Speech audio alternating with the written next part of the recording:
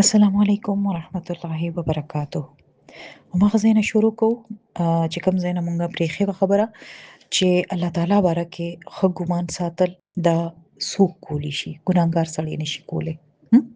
وایي چې دا خلک څوک چې دا خیال کوي چې الله د دې د عملو نه د دې کارونو نه بې خبره دی، یعنی هغه اړو خبر نه دی، هغه اړو لیدلي نه دي، کوم څه کدي غلط کار کوي، نو دا الله تعالی په باره کې بدګماني ده، دا ښه ګمان نه دی.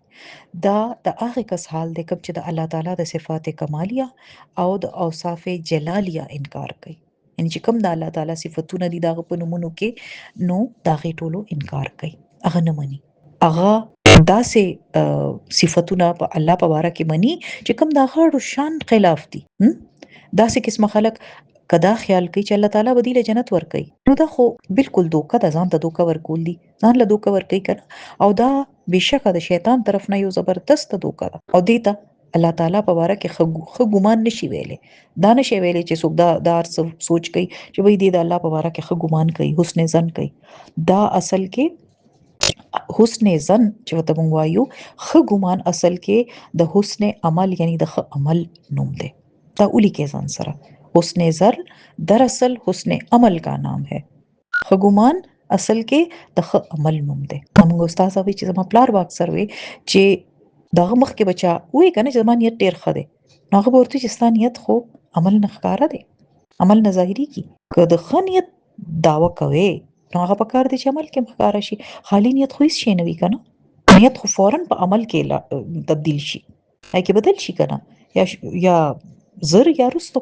او که عمل کې هغه ښکارا نم شي، نو کم از کم د انسان هغه رویه خو بدل شي کنه. چې مونږ وایو کنه چې د نیت ټیکېدو سره د انسان قبله ټیکه شي. مثلا پزړه کې کستاسو د مونږ نیت دی چې ماته مونږ کول دي، نو اوس په عمل کې سره راځي، تاسو به چاردام ته ځئ او تاسو او د چاردام به وکي او خامخا به قبلي طرف ته مخ کې کوي وکنه. ولې چې د مونږ کولو وخت کې د انسان مخ به چرته وي، چرته چې قبله وي. ټیک شو کنه. نو چې د مونږ کوم خوا مخ دی خو مخ کوي داسې کیږي کنه. بعضې وخت چې تاسو په مصلی ولاړ یې او خبرې کوي، نو بیا به څه کیږي، بیا به کم از کم ستاسو پای عمل کې لږ وخت ولګي، خو ستاسو قبلې طرف ته مخ کړي ودرېدل، په جانماز ودرېدل، دا وی یعنی دا ستاسو یو عمل لا عمل هم نه دی کړی پای نیت باندې، خو ستاسو دا رویه وي چې او تاسو واقعي مونږ کول غواړئ. اوس که یو کس دی او هم لاس دی او په ټلیفون خبرې کوي، هغه ته څوک وایي چې ته مونځ وکړه، هغه وایي چې او بالکل زما نیت شته، د مونځ مې نیت شته، فکر مه کوه، او وخت تیر شي، نو هغه نیت چې دی هغه همدغه شان نیت په نیت پاتې شو، نو دا نیت بیا مونږه دې ته به وایو چې دا قابل اعتبار نه دی. ولې چې هغې کې نه د هغه رویه بدله شوه، نه یې پې عمل وکړو. نو په دې ډېر غور وکړئ او دا هم سوچ وکړئ چې څومره ضرورت دی چې خلک په دې پوه شي. دې مسلې باندې د الله تعالی په باره کې د ښه ګمان والا مسله، ځکه چې دې باندې خلک ډېر چې چاته څه ووایي نو هغه دغه وایي چې نه یاره الله تعالی خو د ګمان مطابق چې زما خو الله په باره کې ښه ګمان دی، هغه به مې وبخښي. نو دا سوچ کول پکاري چې یو انسان په زړه کې دا دواړه خبرې څنګه یو ځای کېدی شي. انسان ته د یقین هم وي چې زه به د الله مخې ته حاضري ورکوم، الله تعالی زما ټولې خبرې هم اوري، زه به د هغه مخکې هم ودرېږم، د یو عمل به رانه الله تپوس هم کوي، او ورسره هغه لګیا دی چې د الله تعالی د غضب کارونه کوي، د الله خبرې نه مني، هغه چې څه حکم ورکړی دی هغه په شا غورځوي، هغه چې کوم حقوق په مونږ اچولي دي هغه بالکل هېر کړي دي، او د دې باوجود دا وایي چې زه د الله نه ښه ګمان لرم چې هغه ما سره ښه سلوک کوي، هغه ماله ډېر بهترین اجر راکوي. نو دا د نفس دوکه نه ده، دا خو بالکل یو ځان له دوکه ورکول دي. حضرت ابو امامه سهل بن حنیف وایي چې زه او حضرت عروه بن زبیر د حضرت عایشه په خدمت کې حاضر شو. حضرت عایشه وایي چې رضی الله عنها چې یو ځل رسول الله صلی الله علیه وسلم ناجوړه نو ما سره شپږ دینار رسول الله صلی الله علیه وسلم راته وی چې دا د الله په لار کې ورکا. وی مانا ایر شو، رسول الله صلی الله علیه وسلم تکلیف کې او دا خیال می ساتلو، نو مانا ایر شو. ٹھیک شو، دا عیادت می کو لکه تپوس پختنه خیال ساتل. اخر بیا رسول الله صلی الله علیه وسلم ته صحت ملو شو، ټیک شو. چې ټیک شو نو صحت یاب شونو تپوس یو چې تاسو وکړل، هغه دینار دی بیا د الله په لار کې ورکړیو. وی ما ورته وی چې نه، ما نه خو ستاسو په بیماری کې هغه خبره بالکل ایره شو، ما ونکړی شو. ای باغې هغه خپه شو او وی چې ما ظن الله لو لقي الله وهذه عنده الله تعالی. نبی الله لو لقي الله وهذه عنده، چې د الله تعالی د یو نبی بسنګ ګمان وي ک هغه د هغه په موجودګۍ کې الله سره ملاقات کوله. او په یو بل روایت کې د نبی الله په ځای د محمد صلی الله علیه وسلم ټکی دی. مطلب یې سو چې د یو نبی د الله تعالی د یو نبی ګمان به څنګه وي کاغه په دې حالت کې الله سره ملاقات کړي وي چې هغه سره لا سو دینارا پاتیو، یعنی هغه دینار کما غرزولې وي سوري الله په لار کې مې ور کړې وي، نو هغه خو بیا حالت کنه، هغه بهترین حالت چې ما سره له حالت وي د دینار وي په کور کې، او په دې حال کې بیا ما مرګ راغلی وي الله سره ما ملاقات کولې، نو زما بیا څه ګمانو، یعنی دینه پته چلی چې او تاسو وایي چې خو دې کې اوس د ځن څه خبره د ګمان څه خبره ده. د دې مطلب دی چې حضرت عایشه د طرز عمل نه موږ ته یو خبره خو یو دا پته لګي چې موږ کې ډیر شي خلک د نوزګارتیا بانم جوړ کو کنه، دا غي خو بانه نه و. بهرحال هغه خو ظاهر دی رسول الله صلی الله علیه وسلم خیال ساتلو، نو ترجیح دا ونه زکه ته غیر شو، او دا اول هغه خیال ساتو دا حکم خو په دویم نمبر نو هغه په خدمت کې و، خو هغه حکم لک په شاله اړه کنه. نو زمونږ ژوند کې د دې ډیر شي مثالونه دي، مونږ نه داسې غلطۍ نه کیږي. مثلا صدقې په معاملې کې ډیر سره دا کیږي، نیت کو اراده مو کو په خیر اراده وی چې دا شی بروبا سم دا باور کوم، خو په سوجه وخت لګي نا وخت شي او بیا سو شي صرف ایر نشي نیت اډو بدل شي چې نه دونه ضروری نه ده. خیر دی اغله هو چابل چا ور کړ، او قران ویلو وخت کې بعضی وخت مونږ ته احکامات پته ولګي، مونږ وایو او دا خو لازم لګیایم، نو دا بز وکما خیر دی لاس تلوار د لا خو لګیایم، نو بیا سو شي هغه یاداشتم پاتې شي، هغه د قران هغه یاداشت پاتې نشي، هغه عمل عمرانه ایر شي، آی وخت کې پیونه کو کنه په شاته لاړ شي، او چې یاد رام شي نو بیا هغه وخت چې کوم مونږ باندې قران هغه آیت اثر کړي، کوم چې موټیویشن هغه بیا هغه عمر مضبوط نوي چې مونږ اوس کو به مونږ پری مور پلار سره مونږ ناستیو، استادانو سره ناستیو، سوکراته کار وای کنه، مونږ یو رګلا دي سره ناستیو د دې خدمت کو دی خوشاله بیا به رستو بیا پاتې شي. بل خبره دی واقع نه مونږ ته څه پته لګي چې بعضی وخت مونږ د حقوق العباد خبره کو او خپل فرض رانه ایر شي، بعضی سنتونه مونږ ایر کو نظر انداز کو، او مونږ سوایو بچي واړه دي کنه لا مونږ دی خدمت کې لګیایو، نو مونږ لګیایو لا مصروف یو سو شو چې روزانه قران نشم ویلې. خبره دا ده چې د هر شي خپل ځای دی، الله عبادت په خپل ځای، بنديانو خدمت په خپل ځای، دا نشي کولای چې مونږ پرې د هسپتال ته لاړ شي نه عیادت ډیر ضروری دی، نو زه مریضانو پسې روان یم چې دا خو څه کوم نه کینه دا مونږ به بیا وشي، دا هم نه کیدا خدای نه مونږ نه معاف کی ټیک ده. د کسې کتا ست فرض صدقه ورکولي زکات ټیک شو، نو اوس تاسو وایي چې نه یاره غفلانی واده دی او غله توفه ورکول دي، دا خو د خاندان معاملې ده، بیا د عزت معاملې ده، خیر دی اوس هغه له رور مې دی یا خور مې دی له خو بز خامخا ډیره ګرانه توفه ورکوم زکات په بل کال ورکم، دا کولی شي نه دا نشي کولی ټیک ده کنه.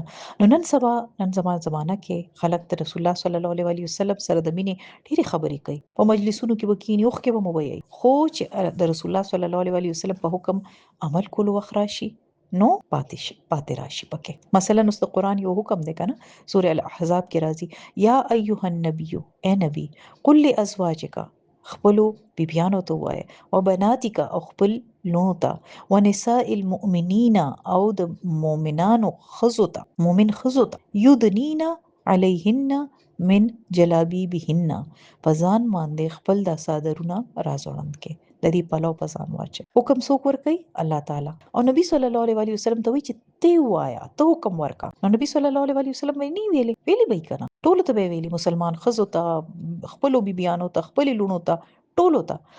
اوس که یو کس تا وی چې زه خدای رسول صلی الله علیه وسلم سره ډیر مینه کوم زما زړه کې خو بس تاغه نه عشق دی، خو زه په سر باندې لپټه نشم چولې، زه دا ستر نشم کولی، نو دا عشق وسه کې بیا ډیر شي خلک داسي وي ناتونه به وي یو جاړي به پکې بجاړه شي، خو هغه نه پسته چې د خوراک سکاک وحشي الته به بانګ وي الته به مونږ لګیا دی روان بوي، خو دی بخخ کولې ناس دی غپې شپې خوراکونه نه بایله پاسي د سنت چې خلاص سره خوراکو کپ ناس ته خورا اوس کا نو درې ساګانو کې وبوس کا دی به یو سنت خلاف ورزي کې په ولاړه وي غپې به یو بل سره لګي په لاس کې به ګس لاس کې به ونی ولې نه به بوټ کوي خلاص کې به خوراک کوي لګیا وي. اوس لک سات اول د الله په رسول په مینه کې ناتونه ویل کېدل، خو چې د عمل وخراغه نو موږ د څه ویلی شو چې داغه د اسوه حسنه پیرویو کې داغه طریقو باندې عمل وکړي دا نو ویل چې ناتونه وای دا یې نه ویلي چې په سندرې وایه صفتونه کوي په خوله عمل راشي او اسم کوه دا یې ویلي وو. دا خو یې نه ویلي که نه.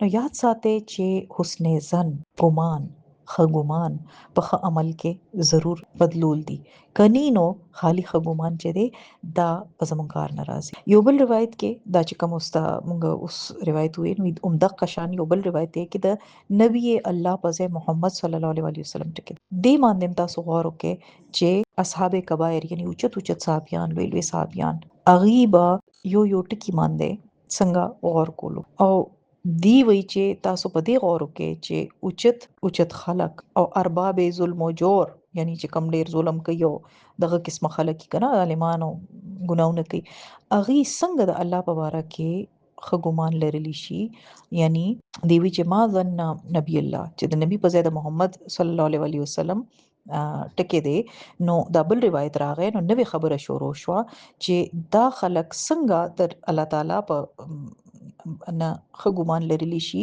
حالانکه دی په خلکو ظلم کوي د دې په اوګو باندې غټ بار دی د خلکو باندې د ظلم دي چې کوم خلق تنگ کړي تکلیف ورکړي دي ک دي صرف دا زمانی داوا کوي کنه چې الله مونږ ته نه ګمان لرو نو دا دي ته فائدہ نه رسي او نه کدا خبره شو بیا خو یو ظالم تم سزا نه کیږي ځکه چې ار یو فاسق او فاجر چې دی هغه بیا خبد عمل کوي او هغه وی چې بس ما خو ګمان دی نو بس هغه ته خو سکیږي بیا نه هر سبو کی بیا وی الله په بارا کې مې ګمان دی او ما معاف د دې څه مطلب شو چې ظالم له بیا چیرې سزا نه ملاوي ټولې به نه ملاويږي چې دا ګمانو نو داسې نه کیږي داسې خو بیا تاسو وایي چې د دنیا بالکل بیا د انصاف نه خو بالکل خالی شو کنه او آخرت هم خالی شو بیا الله تعالی به بیا چاله سزا نه ورکي نو انصاف چته لاړ چې بس هر څه د لخواړي کوا سچ ګناه ده بے خوف او خطر هغه کوا ټول منحیات څه ته وي چې کوم نه الله منی کړی دي چې کوم شیزونه الله منی کړی دي ټول کوا او بیا الله نه خو ګمان لره چې دوزه خور خو په ما باندې په ما به دوزه خور نه لګي دا دوکا انسانان چرته نه چرته ورسي حضرت ابراهيم عليه السلام خپل قوم نه د خبره کوله خطاب کولو خطبه ورکوله سی ورته افکن الہتن دون الله تريدون فما ظنكم برب العالمين چې تاسو خپل فاسد رائے چې کوم لري دا غي په مطابق د الله نه سوا د نور مریدان یې نو تاسو رب العالمین سګړلې دي یعنی ستا ګمان بعد الله تعالی په باره کې سي چې ته په آخرت کې دا په دربار کې حاضر شي حالانکه دنیا کې ستا دا حلو چې تا د الله نه علاوه د نورو عبادت کولو بیا به ستا د الله په باره کې څه ګمان وي دا په سوره الصافات کې دی چې د الله نه علاوه تا نور خدایګان نیولې دي ته باغی په نه ارس غواړي نو تا رب العالمین اخر غنلې سده دا غبره کې بیا ستاسو ګمان دي چې خبره دې دقه سي پری دي ته به دون غټ غټ جرمونه کې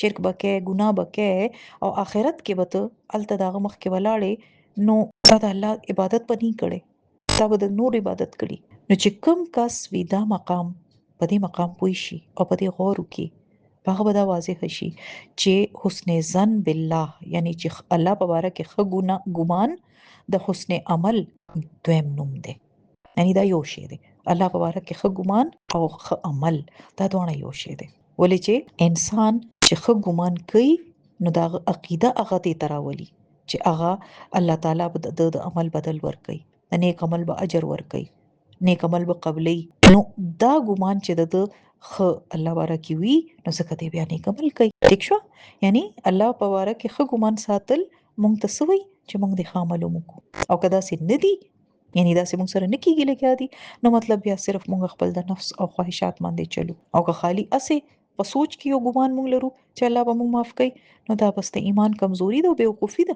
څنګه چې حضرت شداد بن اوس نه روایت ده چې رسول الله صلی الله علیه وسلم ویلیو الکیس من دان نفسه وعمل لما بعد الموت والعاجز من اتبع نفسه هواها وتمنى على الله او خيار هغه دی کم چې خپل ځان عاجز یا حقیر ګڼي او د مرګ نه پس لپاره عمل کوي او عاجز او بیوقوف هغه دی کم چې خپل خواهشات پسې ګرځي او الله نه اوچت امیدونه لري ته نو دي کې مونږ ته صفا الله دغه وکړل د هر سنا مونږ ته حاصل کلام څه شو چې حسن ظن یعنی ښه ګمان هله کیدی شي چې کله د خلاصي اسباب وي او که د هلاکت او د بربادۍ وجوهات وي نو حسن ظن نشي پیدا کېدی. کله نشي پیدا کېدی ښه ګمان؟ هلاکت او د بربادۍ وجوهات وي. څه مطلب شو د دې؟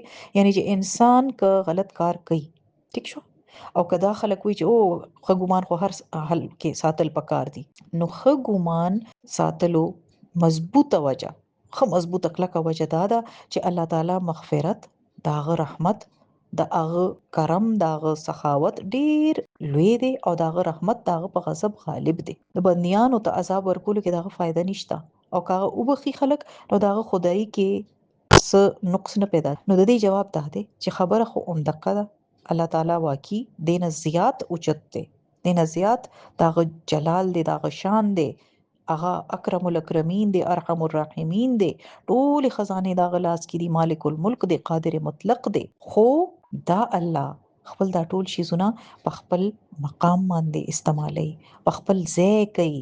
یعنی د هر شي خپل ځای دی، خپل یو شی امداسې نه دي چې تاسو بزان نه یو خبر اوچت کې په بل ځای کې به وکي، دا غي به بیا فائدہ نه وي. الله تعالی په اومه غزه کې رحم کرم کوي، مغزه کې بخنه کوي چې کم هغه خلق هغه موقع د هغه لایق وي. ځکه چې الله تعالی حکمت والا دی، عزت، غلبه، انتقام، بدل غستل، قوی البطش. قوی البطش څه مطلب؟ نیولو کې ډیر سخت چې الله رونی سي سوک مضبوط نیولو والا، مستحق عذاب ته عذاب ورکولو والا صفات هم پاغه کې شته. یعنی د الله تعالی دا قسم صفات سره شدید صفات هم شته. دا نه ده چې مونږ وایو چې یو طرف ته مونږ وایو چې الله رحمان او رحیم دی، بل طرف ته مونږ وایو چې قهار او جبار دی، منتقم هم دی، رؤوف او رحیم هم دی. نو دا د یو بل خلاف نه زیاده خبره، بلکې دا تاسو په یو بل طریقه باندې تاسو په دې خبره پوه شئ. مثلا که تاسو دا وایي چې فلانه کس خو ډیر رحم دل دی، ډیر مینه کوي، د دې څه مطلب دی چې چیرې اغله غوسه بنه ورزي یا هغه ته چیرې غوسه اړو کول نه دی پکار، یا موږ د چا باره کې و چې فلانه خو ډیر ظالم دی، نو بیا د دې څه مطلب دی چې چیرې پای کې هغه کې به چیرې څه ښېګړه نه وي. لوی نه لوی غل ډاکوم بعضې وخت په خلکو مهربان شي پرېږدي کنه. نو د بندیانو چې دا حل وي نو الله سبحانه وتعالی خو د هر شي نه زیات اوچت او اعلی دی. داغه مختلف صفات چې دي دا په خپل خپل ځای دي، دی کې څه تضاد نشته، د یو بل خلاف نه دي، د دې هر یو خپل ځای دی. د چا په باره کې هغه رحمان او رحیم دی، څوک چې ښه کارونه کوي کنه. مثلا رحمان ټولو لدی مهربانه دی، رحیم صرف مؤمنانو لدی. د رحمان د رحمت دنیا د پاره عام دی او رحیم چې کم دی د هغه د رحمت آخرت کې صرف مؤمنانو لدی. ٹھیک شو؟ نو رحمت دی او هغه ډیر رحیم او شفیق هم دی، خو د رحمت خپل ځای دی. په دې ځان پوي کې مثلا که اوس تاسو وایي چې پاکستان کې هډه یخني وي، د دې څه مطلب دی چې چری ګرمي نه وي؟ وی کنه، کله وي؟ کله چې د ګرمۍ موسم وي، او یخني کله وي؟ کله چې د یخنۍ موسم وي. نو د ښه ګمان د دې یو بل مثال هم درکو چې ښه ګمان دا نه دی چې مثلا امتحان کې تاسو هیڅ نه لیکئ او تاسو وایي چې او زما ټیچر زما استاد خو ډیره مهربانه ده، چیرې د چا زړه نه ماتي، نو زما باغی واره کې ډیر ښه ګمان دی او مال نمبر راکړي. تاسو ماته وای د ښه ګمان دی او کدا ځان له دوکه ورکول دي. او که انسان خواریو کی خکارو کی خپرچو کی بیا وی چې زما استاد خو ډیر انصاف پسند ده او ډیره مهربانه ده، چا سره زیاتی نه کوي، نو مال بخې نمبر راکړي. نو دا بیا تاسو ښه ګمان ساتلی شي. دنیا کې د مونږ ایسو نکو او مونږ د صرف خالی ګمان لرو، نو څه بکیږي؟ نقصان بکیږي کنه. خو الله په باره کې مونږ داسې کوله کیای په دا ګمان هم ساتلی وي چې او الله خو ما ضرور معاف کی، نو بیا دا خبره به ټیک وي. او کله دې الټ څوک خبره وکي مونږ ته چې نه یاره ته خو ګناه کوي نو تاسو سره الله تعالی ګوري، نو بیا مونږ وایو چې نه جی دا خو غلطه خبره وکړه. ها که اوس دا چې کوم خبره وکړه کنه چې ته خکار او کې الوه ته ګمان لري، اوس کله دې الټ څوک وکي مثلا هغه خپل مرګرو سره ډیر سخت ظالم وي، دشمن سره ډیر مینه کوي، چې څوک کار او خواري کوي هغه نه بالکل نه خوشحاليږي، او چې کوم بالکل بیکاره یې سره د مینه کوي. نو تاسو راته دا د خیاطه خبره ده نه بالکل. نو دا مصنف سوی چې هر شی په خپل موقع محل سره دی، هر شی په خپل ځای خي، او دا صحیح او یقیني خبره ده چې مجرم د پاره د الله نمونه اسماء الهی او صفات خداوندی فایده نشي ورکولی. الله به ډیر رحیم او رحماني، دلې فایده نشته. ولې چې د الله غضب او خفګان بار د په ځان اچولی دی. د خپل وخت د الله په خفګان کارونو کې برباد کړی دی. ټول الله چې کوم شیزونه د عزت ورکولو، کوم چې د عزت ورکولو والا کارونو، هغه حقارت حقیر ګڼل، نو دا ښه ګمان کول دله فایده نشته. څوک چې او ښه ګمان چاله فایده کوي، چې څوک چې توبه کوي، الله ته رجوع کوي، پښیمانه شي، اوښکې وبهیي، ګناهونه ځان نه وباسي او نیکیانې ورپسې کوي او تر اخره نیک عمل کوي، بیا هغه ښه ګمان لري. نو دا د صحیح ګمان، د ښه ګمان صحیح شکل دی او واقعي حقیقت هم دا دی. او دا چې کوم اولنۍ صورت ده، دا خو صرف توکه ده، فریب دی، هیڅ هم نه دي. والله المستعان. دی وایي چې دا فصل، یعنی دا چپټر اوږد خو شو، خو دې ته اوږد مه ګڼه. هر کس ته د دې ضرورت دی، بلکې ډیر زیات ضرورت دی او پکار دی چې د هر کس ته د ضرورت وي. نو د دې څه مطلب دی چې موږ ته پکار دی چې نورو ته هم دا ووایو، چې خلک هم په دې کې بیا په ښه ګمان الله په باره کې او د ښه ګمان دوکې په باره کې انسان په فرق کولی شي. الله تعالی ارشاد دی کنه، ان الذين امنوا والذين هاجروا وجاهدوا في سبيل الله اولئك يرجون رحمت الله والله غفور رحیم. چې کوم خلکو ایمان راوړو او الله د خاطر هجرت وکړو او جهاد وکړو، دي چې د الله د رحمت امید لري او الله ډیر بخښونکی، ډیر مهربان دی. نو دې ته وایي ښه ګمان. ٹھیک شو؟ صحیح حسن ظن د چا دی؟ څوک چې ایمان وروړي، هجرت کوي، جهاد کوي، یعنی خپل ځان ستړي کی، قرباني وکي د الله په لار کې. نو الله تعالی داسې خلق چې دی هغه غني چې دی د امید حقدار دي، دا نه چې ظالمان او فاسقان او بدکار خلق. الله تعالی مخکې وی ثم ان ربک للذین هاجروا من بعد ما فتنوا ثم جاهدوا وصبروا ان ربک من بعدها لغفور رحیم. سوره النحل کې.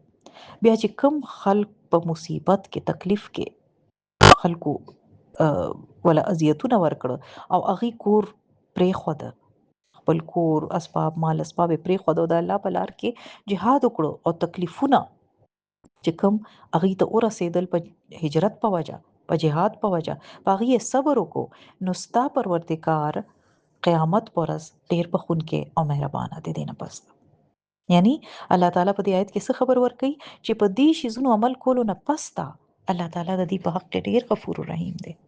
نو دا حقیقت دی چې کم او خيار کسوي هغه به امید په خپل ځای لري، او څوک چې او جاهل او بیوقوفه کس، احمق چې وي، هغه به بے موقع استعمالي دا امید. ٹھیک شو؟